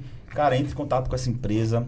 Está colocando aqui. Na verdade, você que é empreendedor e empresário, meu amigo. Se Empreendedor correr, o bicho pega, exatamente. se ficar, o bicho come, né? Exatamente. Tem um leão aí para poder pegar você. É melhor ser amigo do leão do que ficar Exatamente, correndo, né? cara. Então, para evitar esse tipo de risco aí, Exatamente. e mais do que isso, né? Porque a gente chama Leal Inteligência Contábil. Legrand. Desculpa. É antiga Leal, mudou Isso, para Legrand exato. Inteligência Contábil. Porque existem duas formas de você usar a contabilidade. O seu, não sei, né? Sua contabilidade. Tem gente que só usa aí para pedir o imposto no final do mês, para poder pagar a minha alíquota, declarar meu faturamento e pagar minha alíquota. E você pode usar isso também, a sua contabilidade, de forma muito mais consultiva, que é o que eu faço. Eu sou um cara hoje que tudo que eu vou fazer... Questionador. Cara, eu consulto. Consulto minha contabilidade, consulto, cara, eu tô fazendo isso aqui, tô investindo nisso, tô fazendo isso, tô entrando num sócio, tô entrando numa empresa, eu tô abrindo CNPJ, ou então eu tô comprando um imóvel, eu tô pegando um crédito. Cara, tudo eu pergunto a minha contabilidade. Perfeito. É a Legrand Contábil. E você já eu disse uso tudo, de forma muito mais consultiva do que simplesmente de... Pago imposto pra fazer ali. imposto. Exato. Porque tem gente que acha que a contabilidade é só para isso. Exato. Não é, cara. Não é. E você disse tudo, a minha contabilidade, nossa contabilidade. Então, se você está empreendendo e está Deus dará, cara, faz isso não. Entre em contato com eles aqui, começa a organizar aí suas finanças, o balanço da sua empresa. Te garanto que você vai ser mais feliz, tendo essa paz, esse sossego na empresa, né? Perfeito. Escolha a vida. Escolha Legrand. Boa. Calma, meu amigo, uma honra, tá? Bacana demais. Fique à vontade para vir quantas vezes mais você quiser. Foi demais. Valeu, meu irmão. Obrigado. Eu que agradeço a vocês por essa receptividade tão gostosa. Show. Agradecer o pessoal que está nos assistindo e dizer assim que viver é isso. Não dá para viver sem refletir, né? Então, há uma fala muito interessante que vem da filosofia clássica, né? A vida sem reflexão, a vida não refletida não vale a pena ser vivida. Então, é bom a gente parar para pensar sobre o que é que está fazendo. O que é que estou fazendo?